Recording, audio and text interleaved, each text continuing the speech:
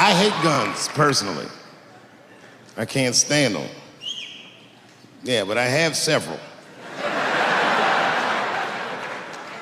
I don't want them, but I feel like I need them. Don't forget where I live. I live in Ohio. And anyone that knows anything about Ohio knows that even the word Ohio is an old Native American word. It means, literally, land of poor white people.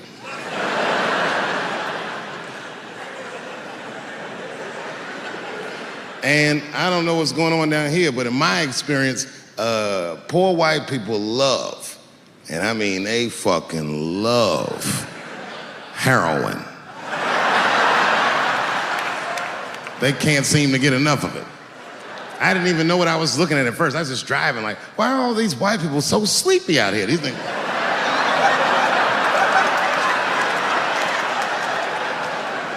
It's really bad.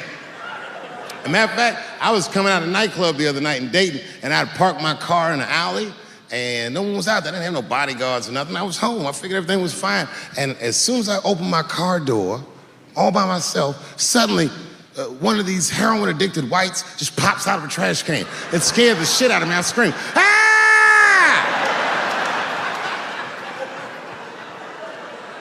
And then I realized it was a woman. She was fucked up. She said, Hey man, relax, okay? I'm sick, all right? I need some drugs, man. Please, I'll suck your dick for $5, man. I was like, ugh. 2.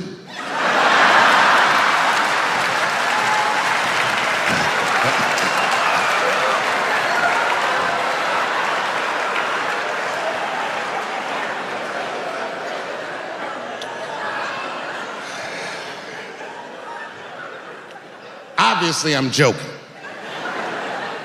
This opioid crisis is a crisis. I see it every day. It's as bad as they say. It's ruining lives, it's destroying families. Sadly, you know what it reminds me of, seeing it? It reminds me of us.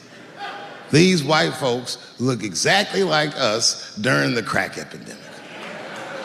You know, it's really crazy to see. And all this shit they talk about on the news about how divided the nation is, I don't believe it. I feel like nowadays we're getting a real good look at each other. It's wild because I even have insight into how the white community must have felt watching the black community go through the scourge of crack. Because I don't care either. Hang in there, whites. Just say no. What's so hard about that?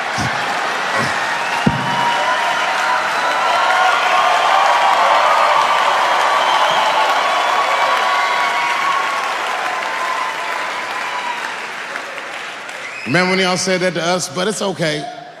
There's no grudges. Now you finally got it right. Once it started happening to your kids, you realize it's a health crisis. These people are sick. They are not criminals. They are sick.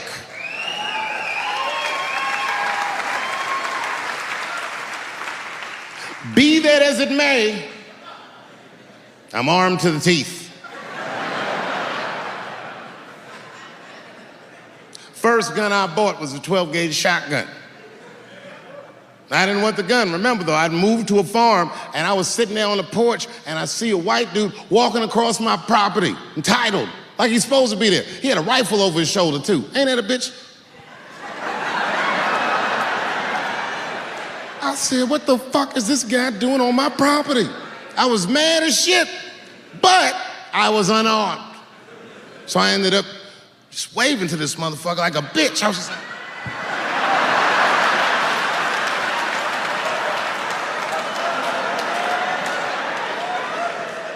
and as soon as he got far enough away, I ran to my car and sped to Kmart. This is in a rural white area. And remember, I was nervous because the guy was on my property, I'm black, and I was sweaty. You know what I mean? And I ran to the gun counter, black and sweaty, sweating and black, and I looked up at the nigga, I was like, I look like a slave or something. I said, I need a gun, immediately, like that, just like that. The guy didn't answer, no questions. He just grabbed a 12-gauge shotgun, handed it to me. I'd never even held a gun before. I'm not a dummy. I'm like, well, I need some bullets too. And the guy reached under the counter, put 2 box shells on the counter. He said, all right, buddy, which box do you want? And I didn't know. One box had a picture of some ducks on it. The other box had a picture of some deer. I said, well, what's that box with them ducks? He said, oh, that there's birdshot. And then he goes just like this, I'm not exaggerating, he goes, that won't kill a man.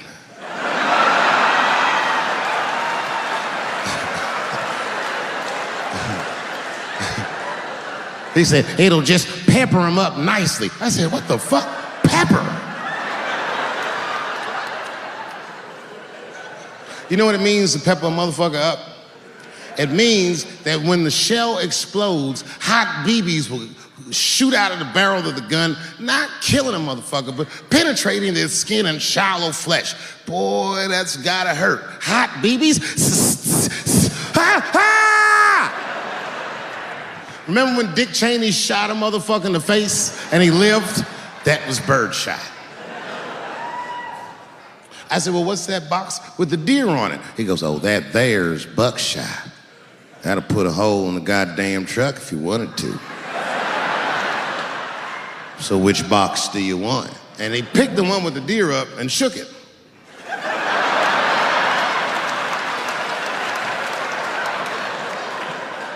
I thought he was trying to trick me. I was like, do you have a box with a picture of a white dude trespassing on it? Because it's exactly the strength I'm looking for. But I didn't know that if you're defending your home with a shotgun, the formula dictates that you're supposed to buy both boxes. This was not a formula that I was familiar with. It goes like this. The 6 shots in a 12-gauge shotgun, so when you load the gun, you load it like this. First shot, bird shot. Next shot, buck shot. Bird shot, and then after that, gun's Jamaican. Buckshot, buckshot, buckshot.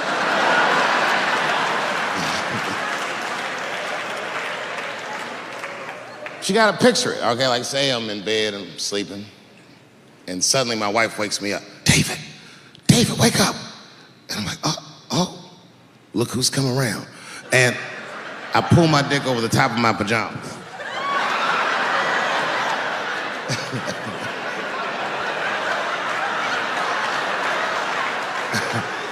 And she says, no, I hear something. I go, oh, this bitch. So I get up out of bed, grab the gun. I say, wait here, baby, I'll go check it out. Just lock the door behind me. Oh my God, she's right there in the kitchen is a heroin-addicted white, and he's digging through the change jar by the door. I worked really hard for that change. I gotta do something. So first, I wrapped the shotgun. Hey, motherfucker, click, clack. That's a test. That click, clack sound will stop a rational human being in their tracks. But sure enough, this person is not rational. They're sick on drugs. They're digging in the change. I gotta act fast. This nigga's almost got $1.50. I warned you, birdshot. And there it goes. Hot BBs will permeate his yellow heroin skin. Remember, I'm not killing him. I'm just peppering him up nice. He lets out a heroin scream. Yeah.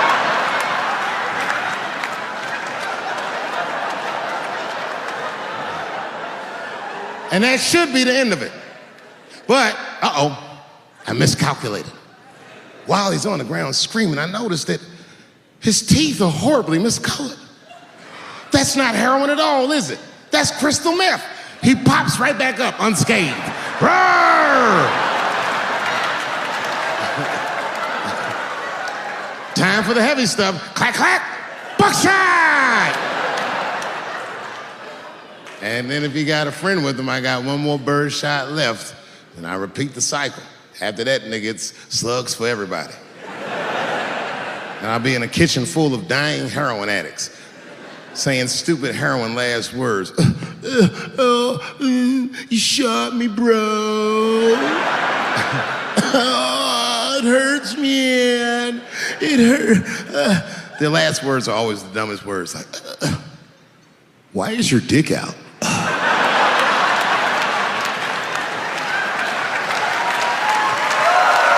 My wife's friend, Stuart, told me that. My wife has a lot of gay friends. Stuart's their leader. She has a lot of gay friends. And I don't like them. Not because they're gay, I'm just judging them on the merits of their character. They're just not nice dudes. They're rude house guests. They're sitting on my couch, giggling with my wife, eating my mother macaroons. And I come in, they act like the party's over. Hey, Stuart, what's going on? This guy talks to me the way a cat would speak if a cat could talk. Hi, David. He always wants to have some kind of gay political argument. The last one was about a petition in federal court to take the words husband and wife out of the law. I said, well, why would you want those words out the law? He said, because it discriminates against same-sex couples. I was like, niggas, please save me the semantics. Just trust me, take your chips and get the fuck out of the casino. You're about to crap out. Go outside, talk that over amongst yourselves, and whichever one of you is gayer, that's the wife. I've never seen somebody in an office so high with the most just basic fucking solutions. We should not let any more Muslims in the country till we can figure out what's going on. Did he just say, figure out what's going on? Who doesn't know how to do basic math? Let's count it out. There's been 17 mass shootings in the United States. 4 of them were done by Muslims. None of those 4 Muslims were from any of the 7 countries in your stupid ass original ban. The other 13 shootings were done by the Tiki Torch whites. And you don't see me trying to ban white people from the show to keep the rest of the audience safe. It's a fucking terrible idea because it's mean and it's racist. And most importantly, if there were no white people here tonight, I might leave this bitch with $1,800. This man needs to realize that we all need each other. And that's why we will never, ever be able to beat China. Because everybody in America is racist and everybody in China is Chinese. This guy, R. Kelly, got another sex tape out now. This guy makes more sex tapes than he does music. He's like the DJ Khaled of sex tapes. Another one. Like, damn. The new one's so bad that they didn't even show it. 16 times the girl's age was mentioned. Isn't that crazy? This motherfucker's an idiot. He was fucking her like, yeah, this is the best 14-year-old pussy I've ever had in my life. And she was like, you like this 14-year-old pussy? He's like, oh yeah, I love this 14. I'm like, man, you need to shut the fuck up. You gotta give your lawyer something to work with.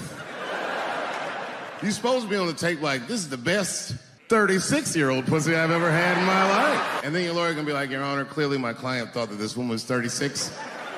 As he mentioned some 16 times in the tape. They gonna know you lying though, you know what I mean? Everybody knows no such thing as good 36-year-old pussy. It is wild, bro. Where you from, man? Where you from? New York. You from, what, Manhattan? Brooklyn. You are from Brooklyn, aren't you? You look like you can rob somebody with a hammer.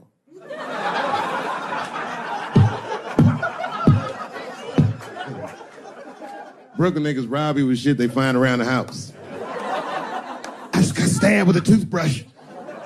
This nigga must be from Brooklyn.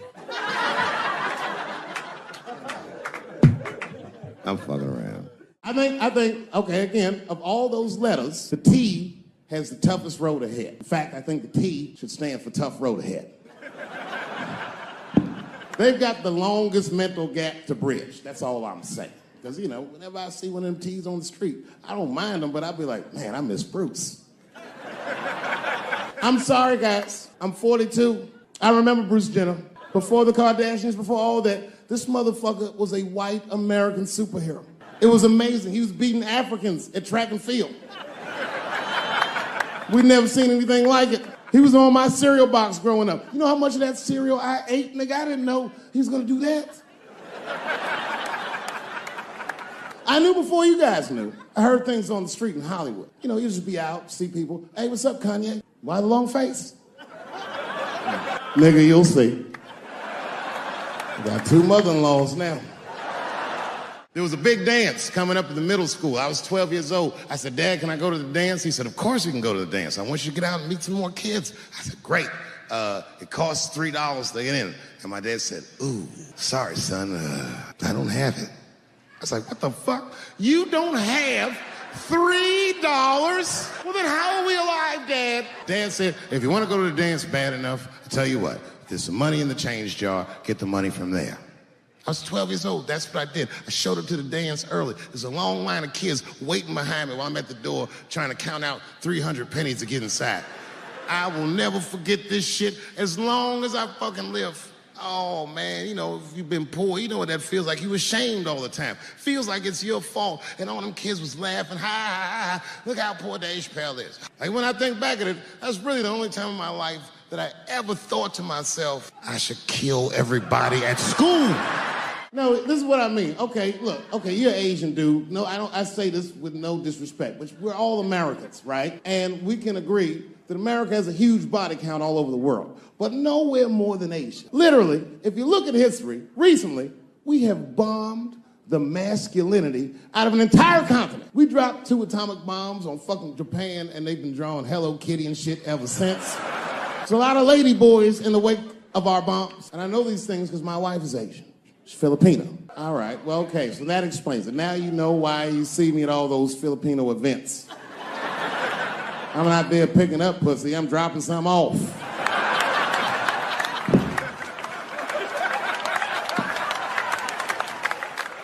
I take my wife to all that shit. I took my wife to see Pacquiao fight Mayweather. We sat ringside, okay? That was a quiet car ride home. That's what that was. That's my problem. I can't handle pressure. Sometimes pressure make me talk different. I'm serious. You ever have like that social pressure? You ever talk to somebody who's fake and they make you fake? Like, that kind of deal, like, hey, how you doing? You're like, fine, how are you? And you're like, I don't even talk like that. I get sick of that shit. I do, it just makes me sick. Sometimes I'll talk crazy just to make myself feel better. You ever do that? Just start talking like crazy. Like, you ever hear this voice? Man. That's how bad guys used to talk in the 40s. In the old days. See, I talk like that. Not all the time, but if somebody put the pressure on me, fuck it, I gotta cut loose. Like the police pull me over, I'll talk crazy. Son, do you know why we pulled you over? Nah, because I'm black, see, that's right. Nah. It's not illegal to talk like that. How do they know I don't talk like that every day? Stop talking like that. Stop talking like white copper. Nah. I see my age in my children. I came home from the road, this is not long ago. I've been gone for, if you can picture, I was gone for weeks and weeks. And when I came back, nobody was home. Now, one person in my family thought that maybe I'd like to see them when I got back. Like, they knew when I was coming back, but they just weren't home. And that shit was a wake-up call. But an empty house, that's some cold shit. And I went into my oldest son's room. I was like, hello, hello. He was gone. And I'd never done this to him before, but for some reason I just did it. I just looked through his shit. Just to see who this motherfucker was becoming. And I found these notebooks and I started going through the notebooks and it was all this wonderful poetry in them. And then I looked through his drawers and I opened up his middle drawer and I found this rolling paper. And I looked down at them papers like, oh, that's where that poetry's coming from. I'm doing a show somewhere, and I'm on stage, and I was a little drunk, you know. I figured to be safe, because, you know, everybody's phones are locked up. And I went in on this kid. I was talking all kinds of shit. Now, I didn't know that there was a journalist in the audience. Took impeccable notes. He told everybody everything I said. He was even putting the jokes in the headline. The headline said, Dave Chappelle says he wants to smash a dollhouse over Juicy Smouillet's head. And I thought for sure when I read that headline, I said, well, that's it for me. I'm canceled. Lucky for me, that very same day, the Chicago police caught the motherfucker that actually did it. And hilariously, they were both Nigerian. Not only were they not white, they were very, very black. They were Nigerian, which is the funniest shit. The whole story is funny. Gay people have a hard time doing that recently. Here we go. Here comes the deep water. No, recently I've noticed that. I noticed it with that Manny Pacquiao controversy. Yeah, no, it was now in the gay community's defense. Manny Pacquiao said some outlandish shit about gay people. Very, very not nice things that I won't repeat, but there was biblical verses and some analogies to animals. Wasn't a good look. Nike took his shoes immediately, which I thought was a little harsh. A little harsh. You know what I mean? Because he's, just because he's Asian. You know what I mean? Fuck, you gonna take shoes off Asian dude to appease a gay dude. You know what I mean? No? You don't know what I mean. But Asian people kind of know what I mean. No? No Asians in the front? No? No, this is what I mean. Okay, look. Okay, you're an Asian dude. No, I say this with no disrespect. But we're all Americans, right? And we can agree that America has a huge body count all over the world. But nowhere more than Asia. Literally, if you look at history, recently, we have bombed the masculinity out of an entire continent. We dropped 2 atomic bombs on fucking Japan, and they've been drawing Hello Kitty and shit ever since. There's a lot of lady boys in the wake of our bombs. And I know these things because my wife is Asian. She's Filipino. All right, well, okay, so that explains it. Now you know why you see me at all those Filipino events. I'm not there picking up pussy, I'm dropping some off.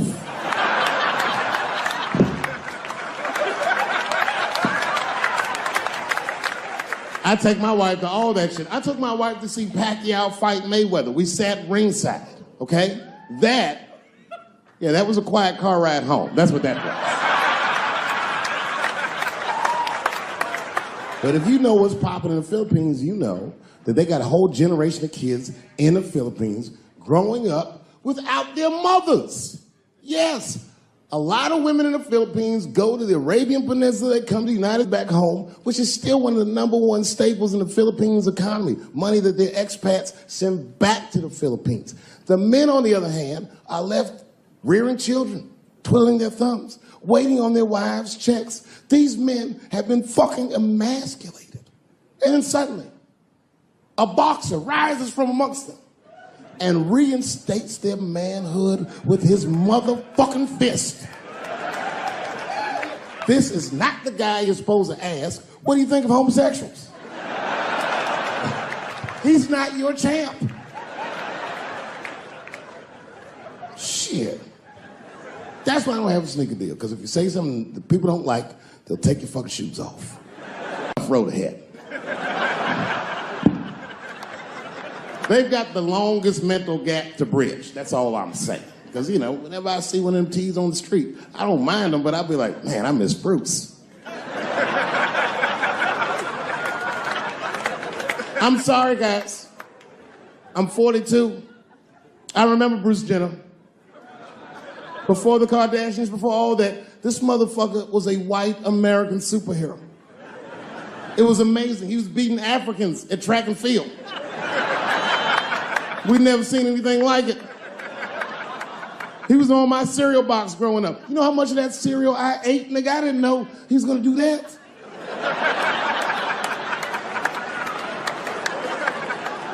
I knew before you guys knew. I heard things on the street in Hollywood. You know, you just be out, see people. Hey, what's up, Kanye? Why the long face? Nigga, you'll see. I got 2 mother-in-laws now. And when I heard he was gonna do it, I was scared. I didn't think the public was ready. I didn't think the media was ready. And you know what? I was wrong. Never seen anything like it. Welcome to the world, Caitlin. So long, Bruce. Hello. Somebody called me a nigga in traffic last Wednesday. It's so long, it takes a minute.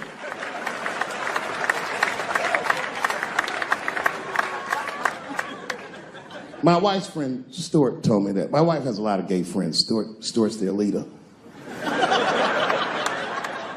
She has a lot of gay friends. And I don't like them.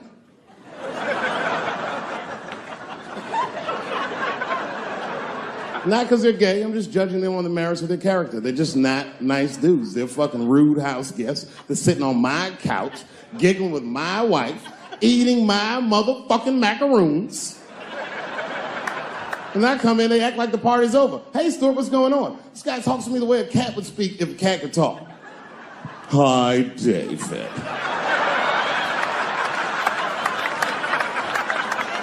Stuart, what's all the beef, man? What's going? He always wants to have some kind of gay political argument. The last one was about a petition in federal court to take the words husband and wife out of the law. I said, well, why would you want those words out the law? He said, because it discriminates against same-sex couples. I was like, niggas, please save me the semantics. Just trust me, take your chips and get the fuck out of the casino. You're about to side, talk that over amongst yourselves, and whichever one of you is gayer, that's the wife.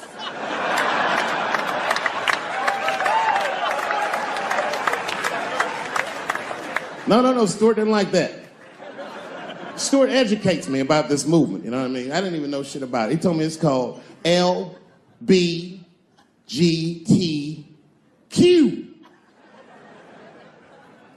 I was like, what the fuck is the Q?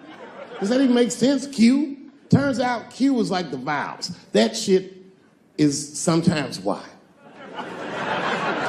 It's for gay dudes that don't really know they're gay. You know what I mean? Like prison fags who are like, well, I'm not gay, nigga. I'm just sucking these dicks to pass the time. I'm not G, I'm Q. Ugh.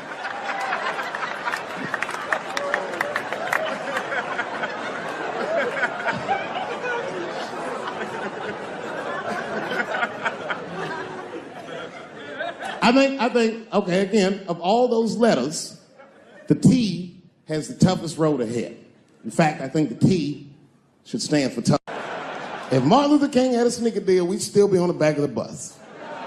They always true, the Nike exec come up, hi, Martin, we need you to tone down the talk of civil rights and blacks being humans. It's upsetting our southern distributors. But I don't understand. I thought that's why I had a sneaker deal in the first place. Not quite. Really, it's a walking shoe, and we like the marching, but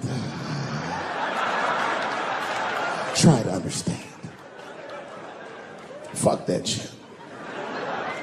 You know, I get it, though. I understand why gay people are mad, and I empathize. You know what? I'm just telling you this is a black dude. I support your movement, but if you want to take some advice from a Negro, pace yourself. These things take a while. Just because they passed the law doesn't mean they're going to like you. Brown versus Board of Education was in 1955. I was shocked. Is this happening?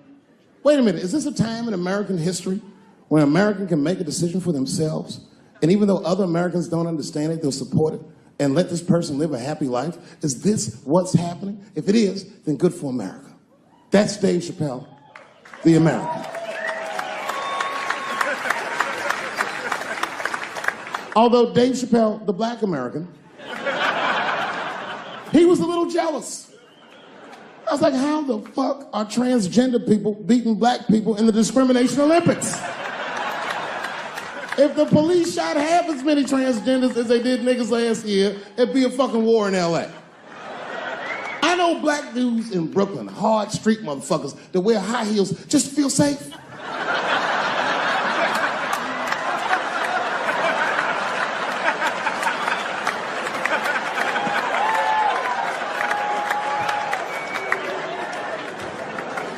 Transgenders are gangsters. I used to do business with a transgender in Hollywood. Man, everybody would be scared of her in the boardroom. She'd walk in there, newly minted woman, high heels, purse. Shit.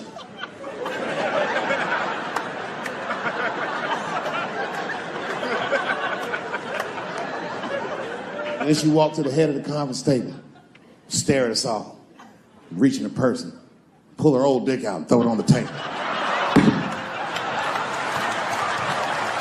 Let's talk business, gentlemen. Ah!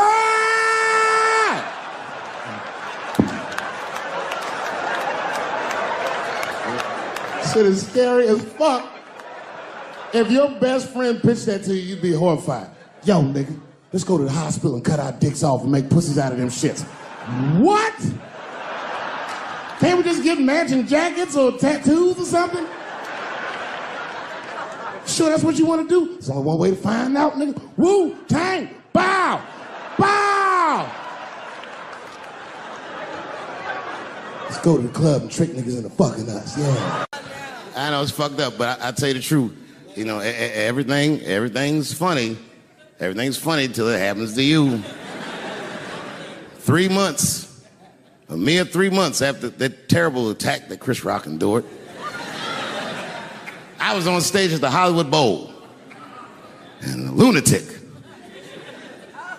jumped out of the crowd and attacked me. Now, I gotta tell you, if it happens to you, you don't even know what the fuck is happening. It was like slow motion. I just looked over. I don't know this nigga. And I just looked and said, oh my God, I'm being attacked.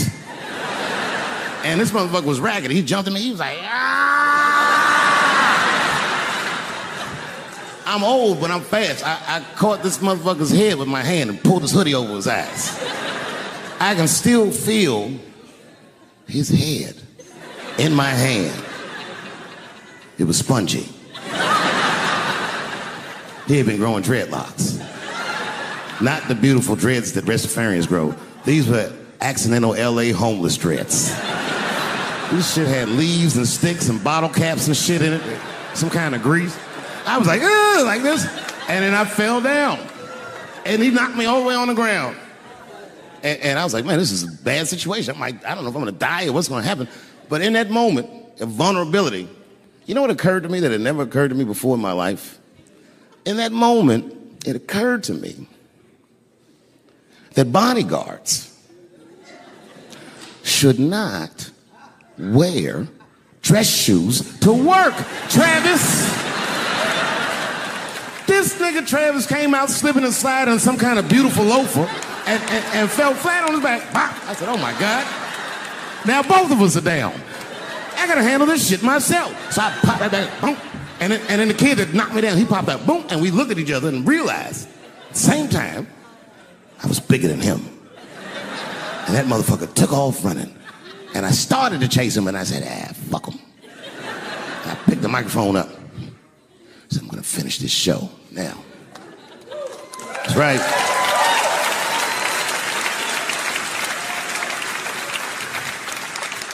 For 3 months before that, I'd been making fun of Chris Rock.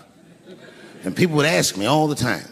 They'd say, Dave, what would you do if you were Chris Rock and Will Smith slapped you in the face? And to this day, the answer is the same. Well, I don't know what I would have done. I've never been in a situation that extreme. But I do know now what Will Smith would not have done. And that is enjoy the rest of his evening.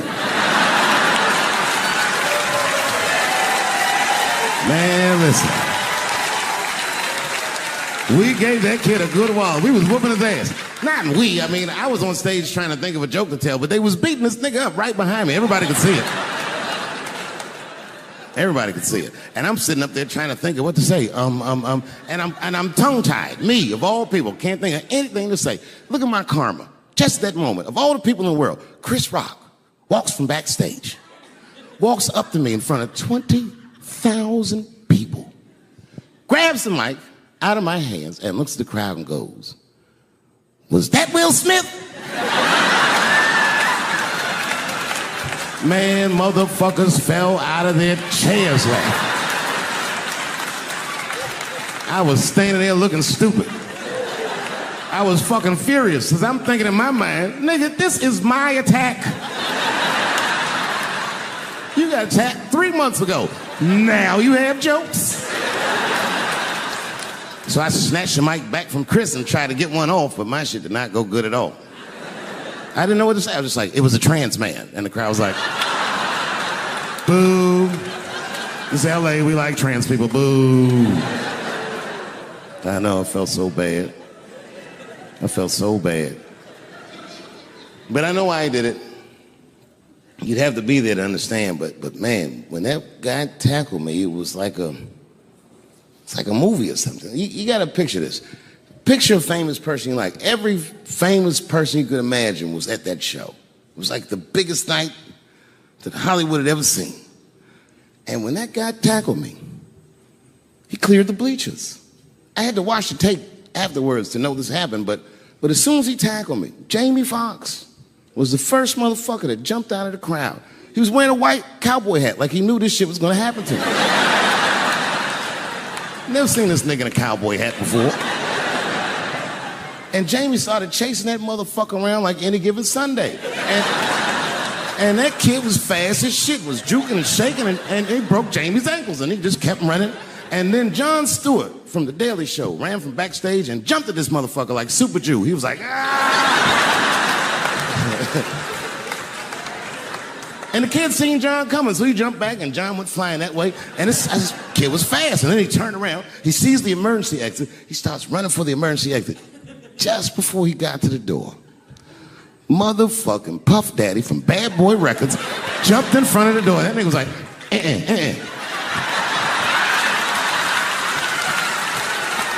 Boy, Puffy got that motherfucker. And then every celebrity just ran out because every celebrity saw themselves in me, and they just started beating the fuck out of that kid. And I know Chris was backstage looking like, nobody helped me.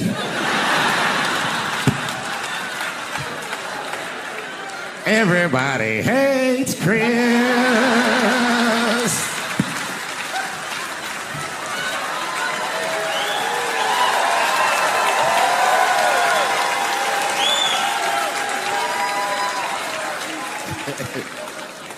Look, it was way more intense than what you guys might have read. I don't know what you read, but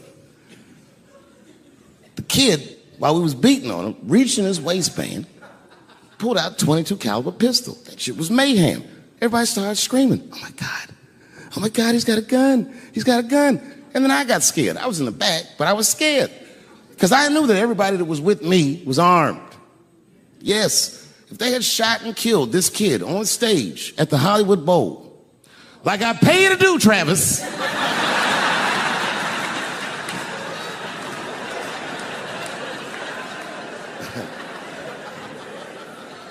But Travis G'd up. Travis wrestled the gun out of the kid's hand, and then he took it like this and tried to chamber the round, and he couldn't. So he pulled the trigger, and it wasn't a gun. A knife blade popped out of the front. I guess this kid was gonna stab me. Some scary shit. So the next night, even though I didn't have a show, I said, I gotta get right back on stage. And I went and did a show. And someone in the audience screamed out, Dave, what happened with the attack? And I didn't know there was journalists in the room.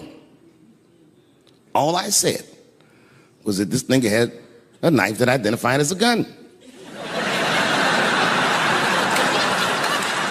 I got 6 more weeks of bad press for that joke.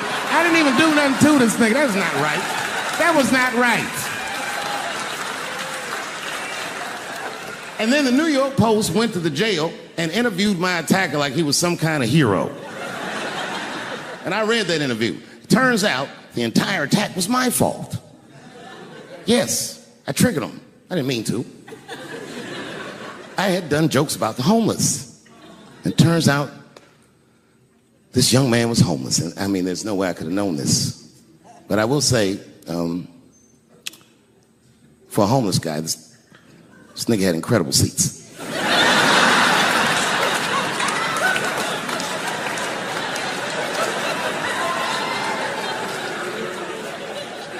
Oh, and they said I triggered him because I had done LBGTQ jokes, and it turns out this fella was a bee. That was the headline in the article. It said, Dave Chappelle's alleged attacker is bisexual. I said, alleged attacker? This motherfucker definitely attacked me. I'll show you the tape. He's allegedly bisexual. I'm gonna need to see him suck somebody's dick before I believe the rest of this article.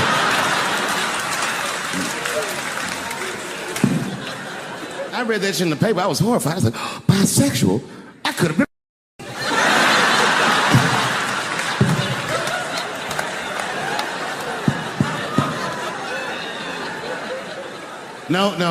No, you know what though?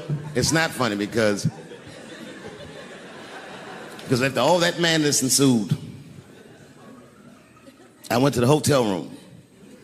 I was by myself and I opened the door and my wife was in there alone. She was sobbing, like sobbing. I said, oh my God, what's wrong with you, bitch? Did you get attacked too?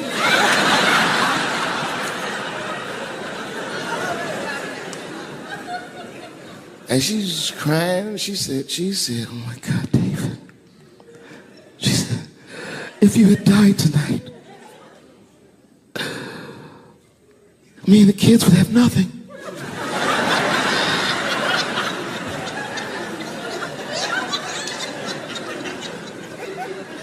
Then I knew it was serious. So I sat down on the bed next to her. And I reached in my pocket, I pulled some keys out that she'd never seen before. She said, what are those keys? And I gently placed them in her hands. I said, sweetheart, those are the keys to my safe deposit box.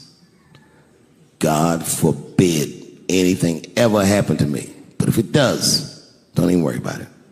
You and the kids have everything you need in that box. I've already taken care of it.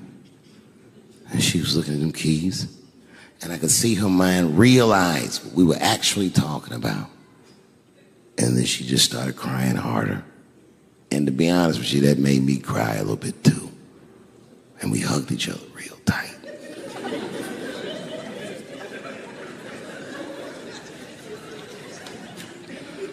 Do you know this bitch looked in the box while I'm alive and well? Who does that? Oh my God. And then she was mad at me. She said, God damn it, David, I opened that box. I said, you did? She said, yes, I did. And there was nothing in there.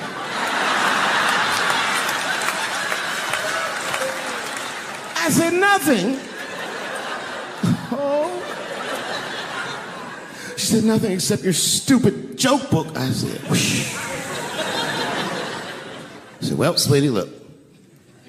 If you tell those jokes exactly how they're written, you and the kids should be fine. They're really good jokes.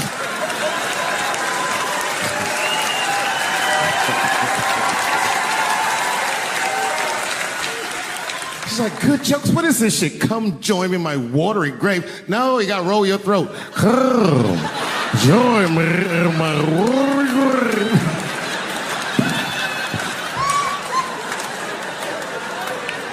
And me and her, like, we weren't arguing, but you know what I mean? She was just like, you need to stop doing that. And then I tried to change the subject. I go, how is school going, boys? And my sons tell me, well, we didn't have school today, technically. I'm like, well, what's going on? He said, well, there was like a school shooting drill.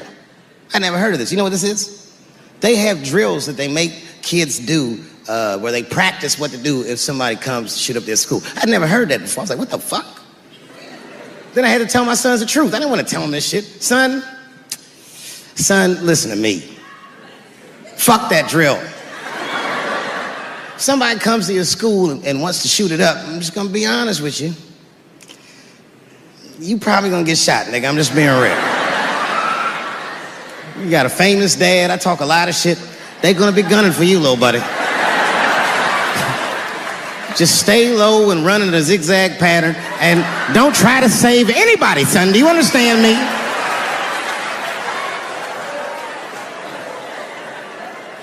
Why would you have kids rehearse for some shit they have no control over? All you're doing is training these kids to worry. It's the stupidest drill I've ever heard of. And while you're in there training them during these drills, well, aren't you training the shooter too? This nigga's in here listening and learning like the other kids. Sitting in the back. Where are we supposed to meet?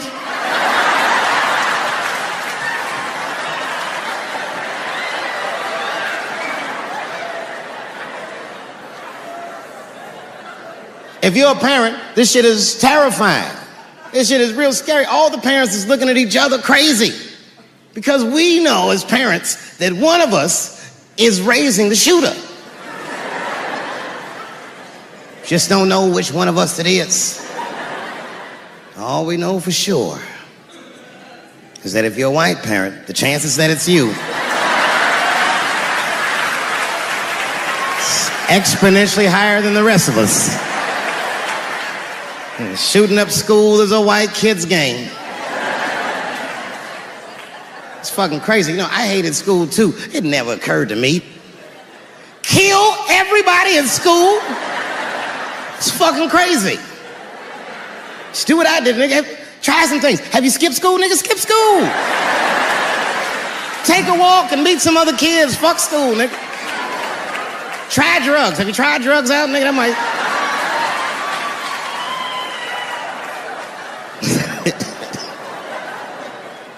Some scary shit.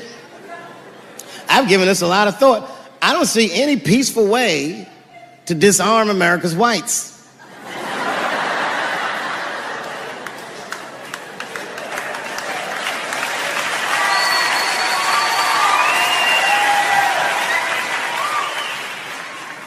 There's only one thing that's going to save this country from itself.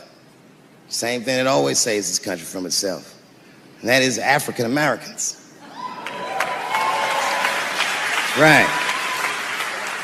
And I know the question that a lot of y'all have in your minds is, should we do it? Yeah, fuck yeah, we should do it. Listen, no matter what they say or how they make you feel, remember, this is your country too. It is incumbent upon us to save our country.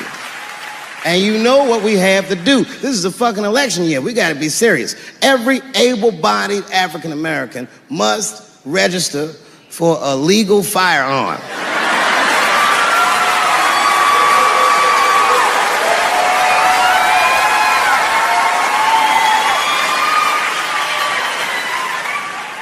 That's the only way they'll change the law.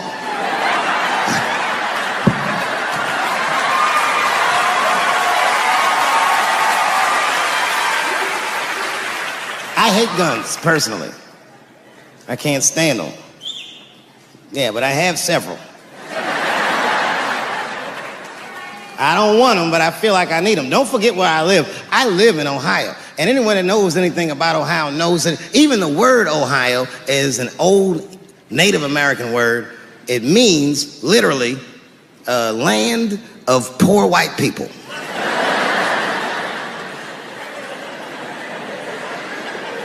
And I don't know what's going on down here, but in my experience, poor white people love, and I mean they fucking love, heroin.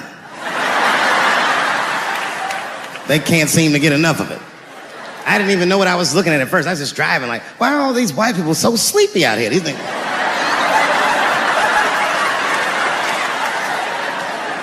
It's really bad.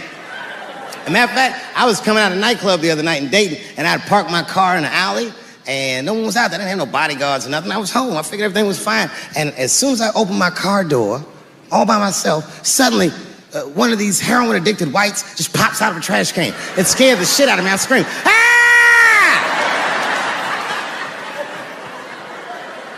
And then I realized it was a woman. She was fucked up. She's like, hey, man, relax, okay?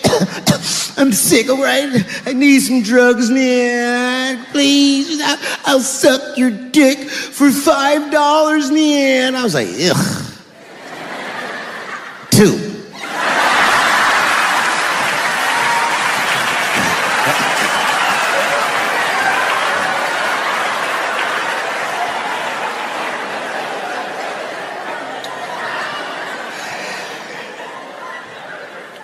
Obviously, I'm joking.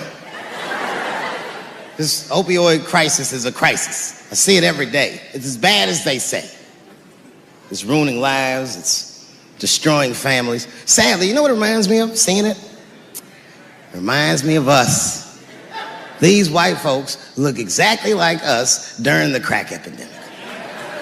You know, it's really crazy to see. And all this shit they talk about on the news about how divided the nation is, I don't believe it. I feel like nowadays we're getting a real good look at each other. It's wild because I even have insight into how the white community must have felt watching the black community go through the scourge of crack. Because I don't care either. Hang in there, whites. Just say no. What's so hard about that?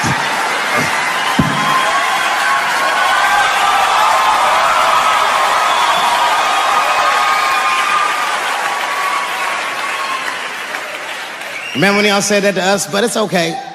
There's no grudges. Now you finally got it right. Once it started happening to your kids, you realize it's a health crisis. These people are sick. They are not criminals. They are sick.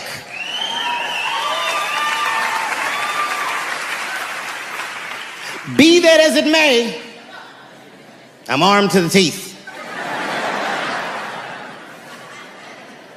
First gun I bought was a 12-gauge shotgun. I didn't want the gun. Remember, though, I'd moved to a farm, and I was sitting there on the porch, and I see a white dude walking across my property, entitled, like he's supposed to be there. He had a rifle over his shoulder, too. Ain't that a bitch? I said, what the fuck is this guy doing on my property? I was mad as shit, but I was unarmed. So I ended up just waving to this motherfucker like a bitch. I was just like...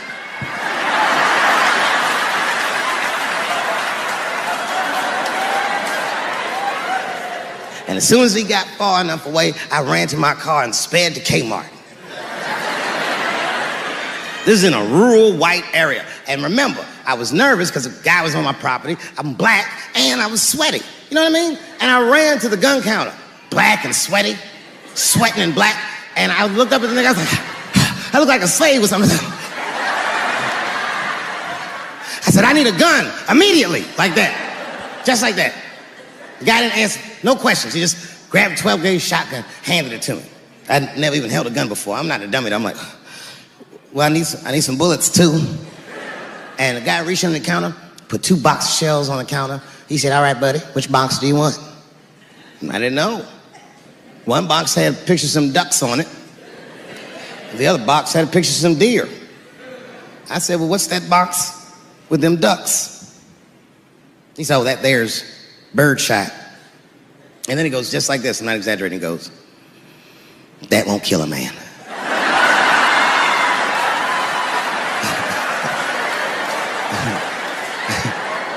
He said, it'll just pepper him up nicely. I said, what the fuck? Pepper? You know what it means to pepper a motherfucker up?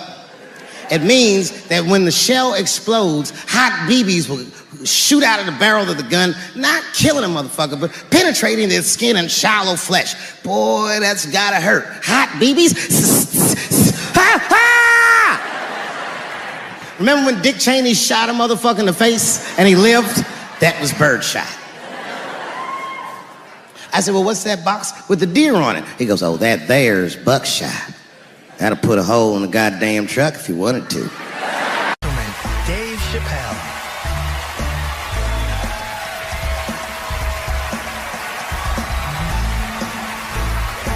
Thank you. Oh boy, I'm very nervous. No pressure. During the civil rights movement, I can't read what's on the teleprompter.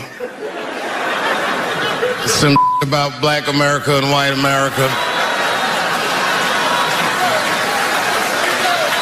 There's black Americans and there's white Americans. We're all one America. So if you don't mind, this is not live, is it?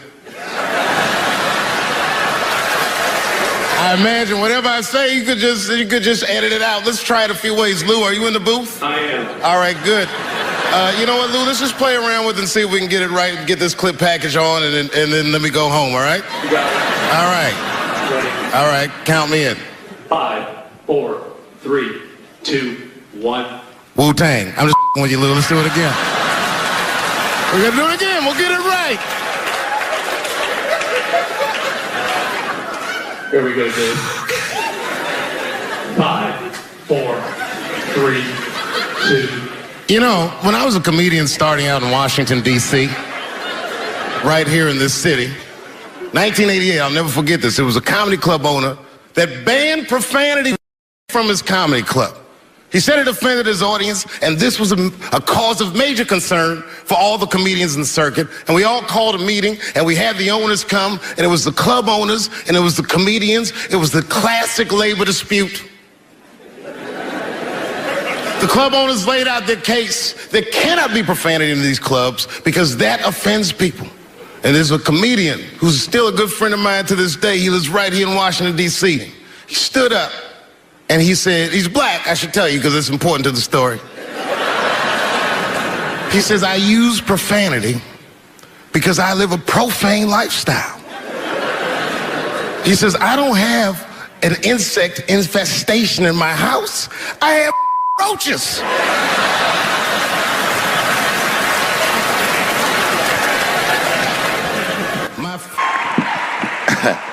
Man, I gotta tell you, when I was sitting here watching what all the other honorees have done with their lives, I started feeling like shit. Like, this is terrible.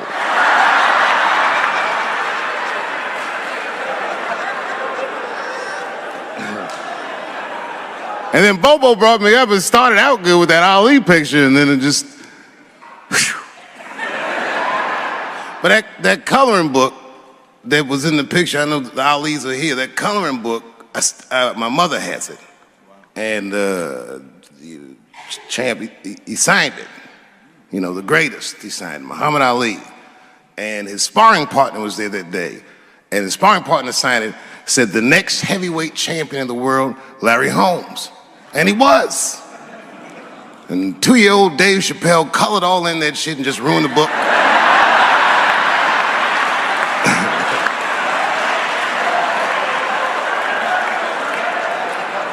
But I remember part of the book that I remember real vividly, because I asked my mother about it when I was a kid. There's a part where there's a picture of Ali throwing his Olympic gold medal into the Ohio River. That's why it's so weird for me being here. You know, both my parents were very brilliant. My dad went to Brown in 1955. That's right. He told me at the time he was one of 3 black students. He said one of the guys got accused of a rape that he probably didn't commit, and the other guy killed himself, and Dad said, and I left. And see, that's what makes us Chappelle's great. We know when to quit.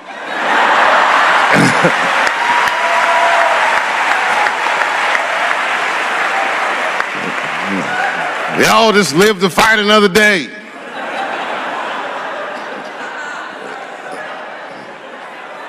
I gotta say, I'm very honored to be here, and I'm very honored to be here with the other honorees. Really, I'm like very humbled by you all, the work that you do, and you all make me want to be better. All of you.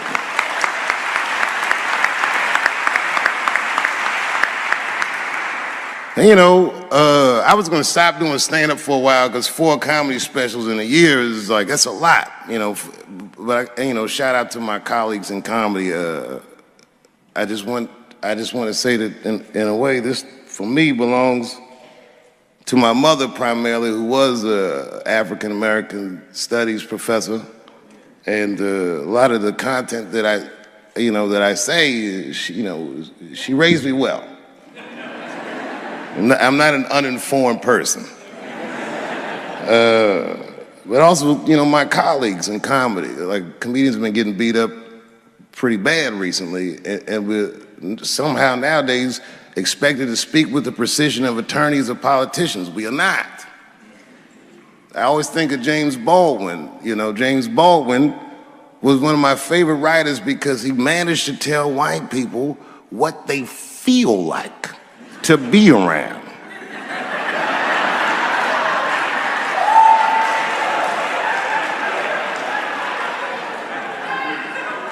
So I ain't gonna hang up my gloves yet. I think I got one more special in me.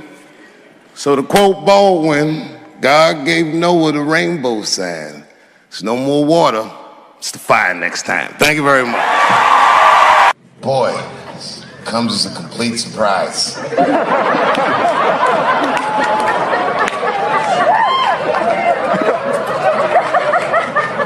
I mean, I read all the reviews, and they said so many terrible things. They were embarrassed for me. I had lost my way. It wasn't even worth watching.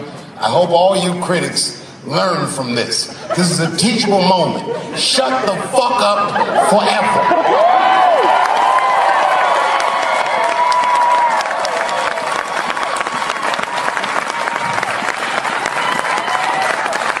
Two in a night. These aren't them. These are the ones I won for the other ones, motherfucker. I would like to thank my editor who was nominated. Unfortunately, he did not win, but I couldn't have been more honored to work with Jeff Urin.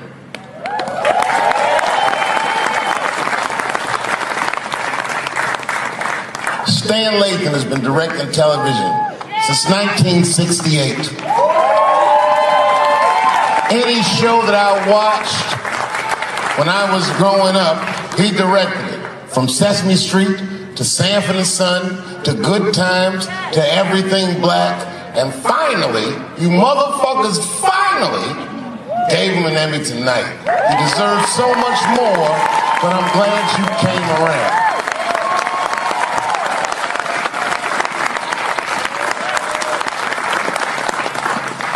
I'd like to shout out all the other nominees tonight. Tiffany Haddish and Patton Oswalt and Hannah Gatsby and Brother Mulaney. You guys are an inspiration to me, and I'm honored to be nominated with you.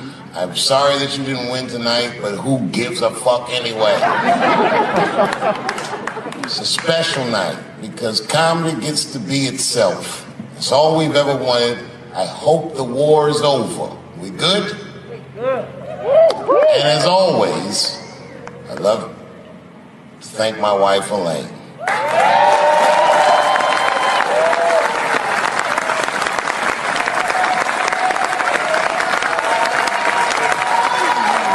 That's right. Elaine has been with me for the last 25 years and had to endure the pains of living with the greatest comedian ever.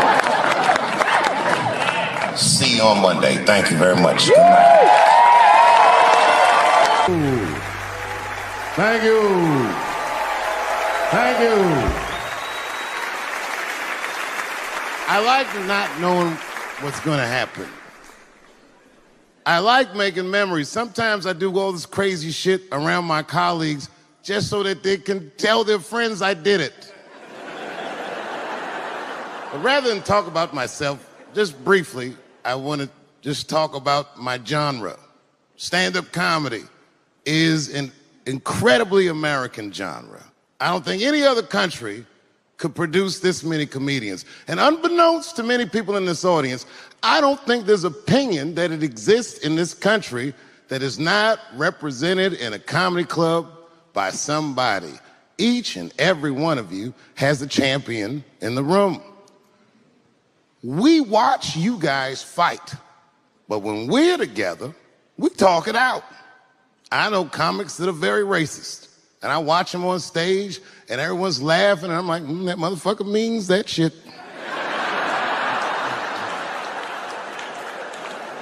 Don't get mad at them, don't hate them. We go upstairs and have a beer, and sometimes I even appreciate the artistry that they paint their racist opinions with. Man, it's not that serious. The First Amendment is first for a reason. The Second Amendment is just in case the first one doesn't work out. We gotta let some air out of the ball, man. The country's getting a little tight. It doesn't feel like it's ever felt in my lifetime. So tonight, I am honored that my colleagues are here in comedy and in music.